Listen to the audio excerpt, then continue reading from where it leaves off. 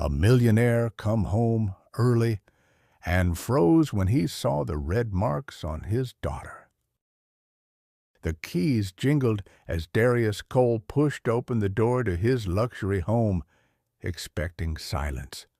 His team meeting at the Downtown Investment Board had been canceled last minute. For the first time in weeks, he thought he'd surprise Maya with her favorite, vanilla ice cream with rainbow sprinkles from the corner shop. It had been too long.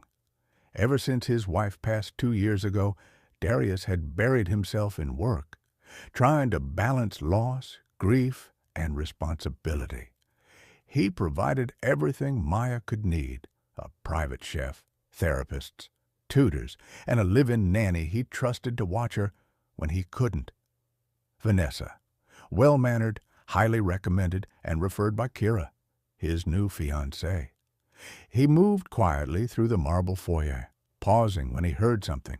It wasn't laughter, not music, not the cartoon theme song Maya usually loved.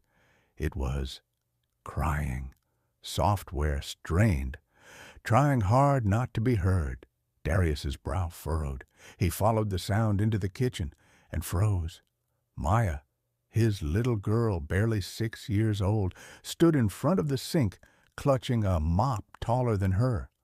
Her small frame was trembling. Her face was streaked with dirt and dried tears. Her jeans were ripped at the knees. Her shirt was stained and far too tight. But what stopped him cold were the red marks across her arms. Scratches, bruises, fresh and healing both. One eye was slightly swollen. He couldn't breathe.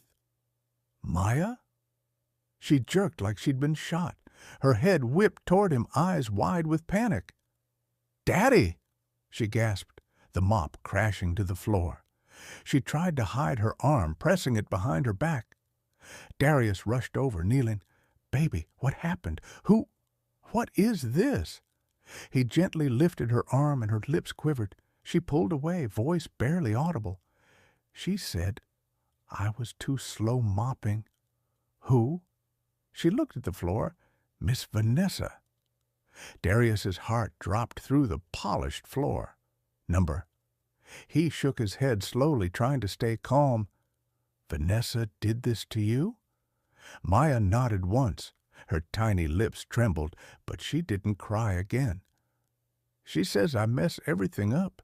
She says I have to work or she'll send me away like Mommy." It hit Darius like a thunderclap. His little girl thought she had to earn her place, to stay. He picked her up instantly, holding her close.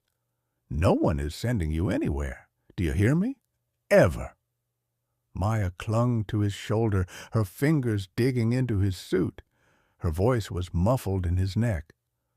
"Don't tell her I told." That's when he heard footsteps from the hallway, deliberate, confident. He turned sharply. Vanessa stood at the archway holding a laundry basket.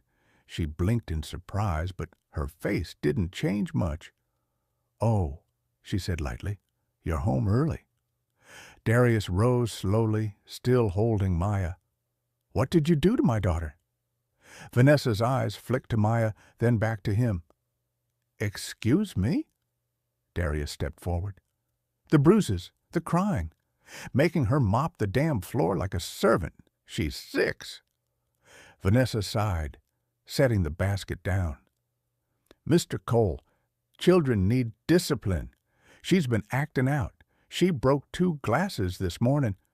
"I don't care if she broke the damn chandelier. You laid hands on her." Vanessa's expression hardened. "I raised 3 boys before this job.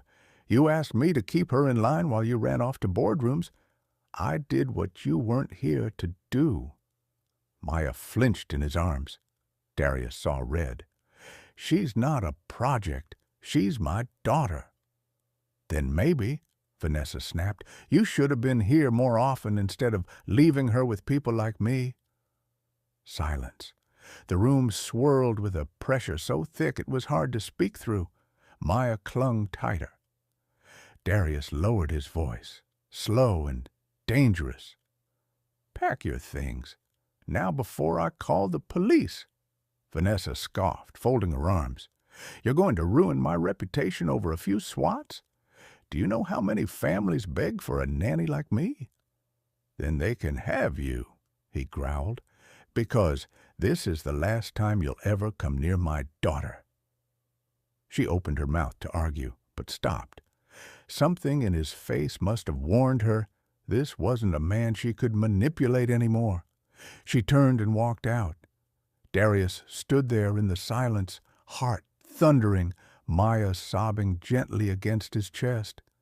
The empire he had built, the houses, cars, company shares, offshore accounts, none of it had protected his daughter from pain, and he'd almost missed it all. Because he wasn't watching? Because he'd trusted too easily? He kissed her forehead and whispered, "I'm so sorry, baby."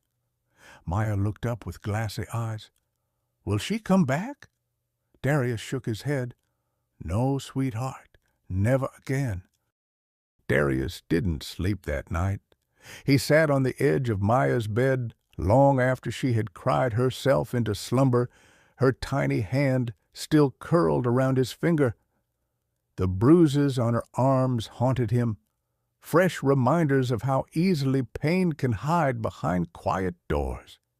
And he had left those doors unguarded. The next morning, while Maya ate her breakfast silently with a blanket draped over her shoulders, Darius made his first call to his attorney. By noon, Vanessa was gone from the house and arrested within hours. But it wasn't enough. Darius wanted answers. He hired a private investigator, not a corporate background checker, but a former child services analyst who specialized in family welfare cases. Within 2 days, the report landed on his desk, and what he read made his blood run cold. Vanessa Hill, real name Vanessa Griggs, had changed her last name 4 years ago, following a dismissed negligence case in Colorado. A family she'd worked for accused her of excessive control, emotional harm, and inappropriate discipline. But the case was dropped due to insufficient evidence and lack of follow-up by authorities. The parents had since divorced, moved states, and fallen silent. In another file, Darius found a school referral from 2018. 3 children withdrawn mid-year for behavioral trauma following at-home disciplinary practices. Vanessa had been their caregiver. Each entry burned deeper. She'd moved from family to family, state to state, staying just long enough to blend in, clean enough not to draw suspicion, but strict enough to leave scars that weren't always visible. And he, Darius Cole, the man who thought he could read every contract, vet every employee, outmaneuver every risk, had let her near his daughter. He stormed into the detective's office. Why the hell wasn't this caught? The investigator shook his head. She knew how to game the system, changed addresses, clean social media, no arrest record until now. It took deeper digging, and frankly, most people don't bother. But I was most people, Darius muttered bitterly. The police report was filed, witnesses interviewed, the case was open. The authorities pressed charges for child endangerment and abuse. Multiple families were contacted, and one mother even flew back from Atlanta to testify, sharing photos of her own son's bruises from years ago. The media caught wind of it after a court leak. Trusted nanny with dark past finally exposed. But Darius wasn't interested in headlines. He was interested in healing. The next few weeks were slow, deliberate. He canceled 2 major deals, declined interviews, took a leave of absence from his own board. Every morning, he cooked breakfast himself. Pancakes, toast, cereal in dinosaur bowls. Maya didn't speak much at first. She drew pictures with tiny stick figures, some crying, some alone. He read everyone. He enrolled her in play therapy with a specialist in trauma. He listened to her silence like it was a language. One evening, she asked him softly, "Daddy, will she come back when the police let her go?" He paused, then crouched to her level. "Number, she won't, because I'll never let anyone hurt you again." She touched his chin. "You were gone a lot." His eyes filled. "I know, but I'm here now. For good." She nodded and leaned into his chest. At the sentencing hearing 2 months later, Darius stood in a crisp Navy suit holding Maya's hand. Vanessa sat on the defendant's bench, her face blank. But this time, she wasn't confident. She had no job references, no community support, no second chances left.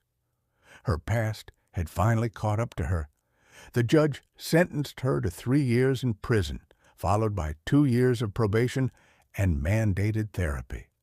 She didn't speak, not one word. But it didn't matter anymore, because Maya's voice was finally being heard. That weekend, Darius took Maya to the park, the same one her mother used to take her before she passed. Maya ran through the grass, her laughter returning like a spring breeze. Her arm had healed. Her eyes no longer flinched when someone raised their voice nearby. She wore a soft yellow sundress, and her afro puff bounced as she ran. Darius sat on the bench, hands resting on his knees, watching her like the world depended on it. Because for him, it did. A motherless girl who had almost been lost in the shuffle of a powerful man's empire. A father too blinded by ambition to see the cracks in his own home, now sitting side by side, healing together.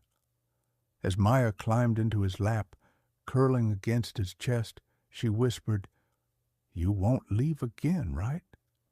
He kissed the top of her head. "Never again. I built everything thinking I was giving you the world, but I forgot what the world looks like when you're not safe in it."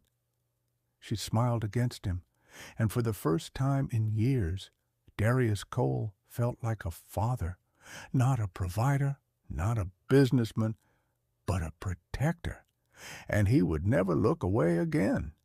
If you enjoyed this story, don't forget to give it a thumbs up and hit that subscribe button for more emotional, dramatic, and unexpected tales. And let us know in the comments, where in the world are you watching from? We love hearing from all of you. Until next time, stay kind, stay curious, and keep watching.